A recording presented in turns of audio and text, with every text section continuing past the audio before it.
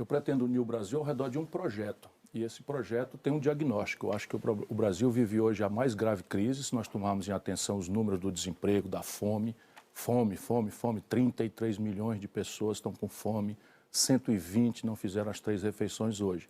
E há pessoas e grupos políticos responsáveis por essa tragédia. E eu acho, francamente, que a maior ameaça à democracia é o fracasso dela na vida do povo. Mas eu vou me esforçar para unir o Brasil. Unir o Brasil, reconciliar o Brasil, o que não me parece haver contradição. Para que eu viabilize isso, eu tenho que confrontar aqueles que mandaram no Brasil durante esses anos todos.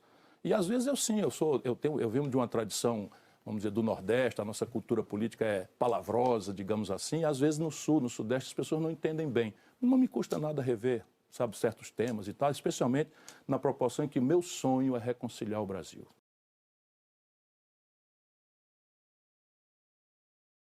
Eu estou tentando mostrar ao povo brasileiro que essa polarização odienta, que eu não ajudei a construir, pelo contrário, eu estava lá em 18, tentando advertir que as pessoas não podiam usar, vamos dizer, a promessa enganosa do Bolsonaro para repudiar a corrupção generalizada e o colapso econômico gravíssimo que foram produzidos pelo PT.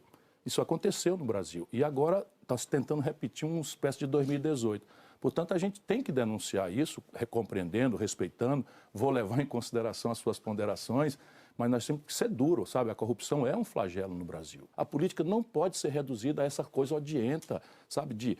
O Bolsonaro é um protesto contra a corrupção e a crise econômica que o PT produziu, agora a frustração com o Bolsonaro, a gente vai voltar ao passado, sabe? O Brasil não aguenta mais isso. É grande a massa de brasileiros, e eu espero estar falando com eles hoje, sabe, que estão votando no Lula porque querem se livrar do Bolsonaro e esqueceram que amanhã tem um Brasil para governar.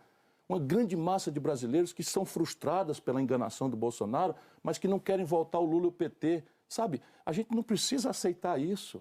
Por que a gente não usa a sabedoria dos 2 turnos? Eu estou pedindo para mim uma oportunidade de aclarar as ideias. O Brasil tem saída.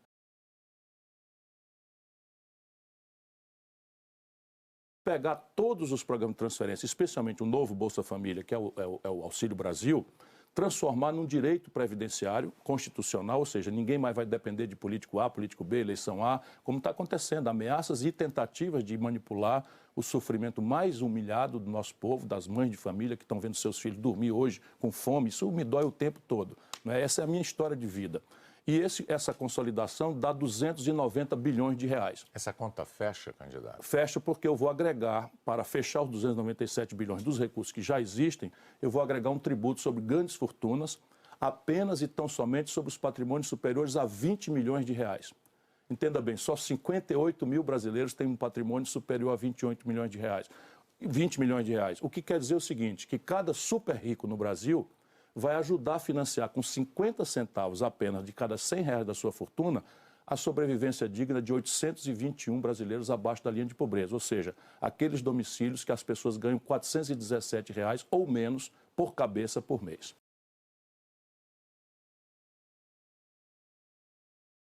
Pretendo mudar também o modelo de governança política, pedindo às pessoas para pensarem juntas comigo.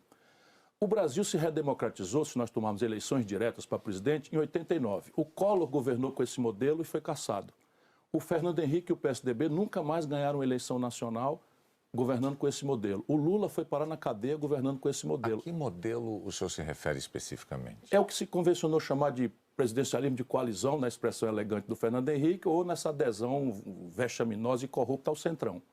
Mas a questão básica para explicar. Então, se a gente não chegar à conclusão, Renata, de que este modelo é a certeza de uma crise eterna.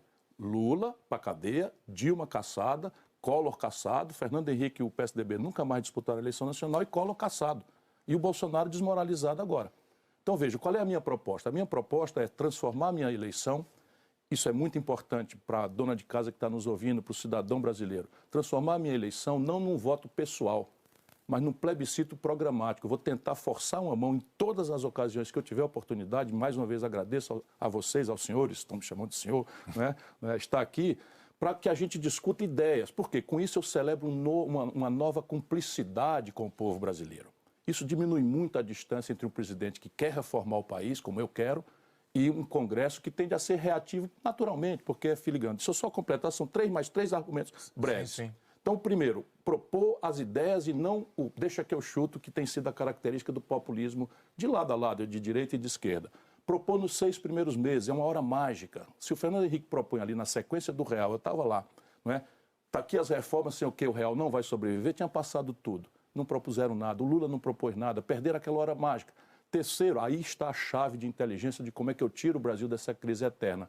Negociar. Quem quer que o povo eleja, eu peço que elejam deputados do PDT, eles começam com o número 12, então é tradição no Brasil que o presidente elege. Uma vez eleito, ele elege com ele 50%, 10% do Congresso. Mas todos eles só elegem isso. Termino. Então, propor a ideia, propor nos 6 primeiros meses e ampliar a negociação com governadores e prefeitos. Estabelecer um pacto novo, libertando a falência dos estados e municípios. Eu tenho os números todos, são 600 bilhões de reais de dívida que estão levando 15% da receita dos estados e municípios para Brasília. Eu reestruturo essa dívida, reforço o caminho do investimento dos estados e municípios e os governadores e prefeitos vêm para a mediação. Ponto. Acabou. Persistiu o impasse neste ou naquele ponto, chama o povo para votar diretamente através de plebiscito. A gente tem que entender que eu represento uma espécie de movimento abolicionista num sistema escravista. Você não vai esperar que o escravista ajude o abolicionista. E é basicamente o que eu estou tentando fazer. Nenhum presidente de verdade tinha concepção para mudar o Brasil. Qual foi a proposta que foi feita pelo mágico momento que nós elegemos o Fernando Henrique com o real? Não teve. O primeiro ano transcorreu em albis, como a gente diz no direito, ou seja, em branco. Não é? Propôs mudar só o conceito de empresa nacional, de capital nacional. Qual foi a concepção estratégica do Lula? Ambos se prostraram a um modelo econômico que produz desigualdade, desemprego, informalidade, a mais grave da história do Brasil, e destruição dos serviços públicos. A infraestrutura do Brasil está caindo aos pedaços. Qual é a questão aqui? É um modelo, é uma tentativa de libertar o Brasil de uma crise que corrompeu organicamente a presidência da República, transformou a presidência da República numa espécie de esconderijo do pacto de corrupção e fisiologia do Brasil. Nós chegamos ao limite da emenda do relator, que é um negócio que formalizou. Eu vi ontem o cidadão aqui falando que não tem corrupção. A corrupção no Brasil está se institucionalizando, tal é o despudor com que se manipula os dinheiros públicos no Brasil hoje. Quem você eleger é com esses que eu sou democraticamente obrigado a negociar. A minha diferença é que o Bolsonaro, por exemplo, denunciou isso e fez o oposto do que denunciou. A minha diferença é que o PT fez o tempo inteiro a denúncia da corrupção dos outros e depois negociou exatamente nas mesmas bases. Eu estou anunciando humildemente que quem quer que o povo eleja é com eles que eu vou negociar. O que eu prometo? Negociar em cima da mesa, sem o toma lá da cá e sem a roubalheira. Por quê? Porque eu vou substituir esse aliciamento por uma aliança do novo pacto das finanças estaduais e municipais, prefeitos e governadores. E tem um fusível. Persistiu o impasse somente naquele ponto onde o impasse persistir, por maioria simples, que eu monto entre a eleição e a posse, isso é relativamente simples, eu peço a autorização do Congresso para fazer um plebiscito popular. Eu não estou dizendo que é fácil. Eu estou tentando sair dos impasses que acertam para o Brasil a maior crise econômica da história e a maior crise política que não tem fim. São 11 anos sem crescer.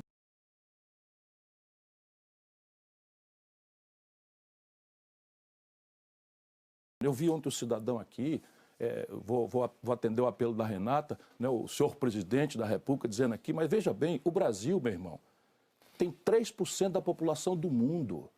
E no Brasil morreram 11 de cada 100 pessoas que morreram no mundo na pandemia. Qual é a explicação? Foi o comportamento genocida, que é uma palavra ruim, dura, mas foi o comportamento anti-ciência. Foi o adiamento eterno por politicagem barata com a questão das vacinas, numa briga vil, dizendo, em janeiro nós vacinamos, porque o governador de São Paulo transformou isso na sua principal ferramenta, faz uma homenagem aqui ao João Dória, que, aliás, eu sobrevivo aqui, porque grandes brasileiros claudicaram no caminho da pré-campanha e eu estou aqui.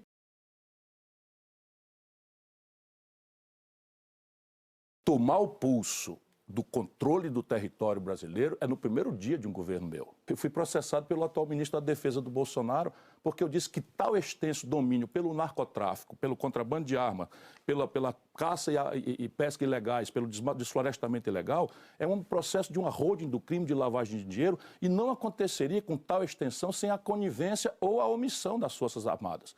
O problema é que nós destruímos a estrutura de comando e controle no território, Bonner. Sabe onde é que estão desflorestando? Unidade de conservação. Sabe onde é que estão invadindo? Reservas indígenas já pactuadas. Sabe onde é que estão destruindo coisa de recursos hídricos, nascentes, etc., etc., em áreas que já estão protegidas pelo Código Florestal. Ou seja,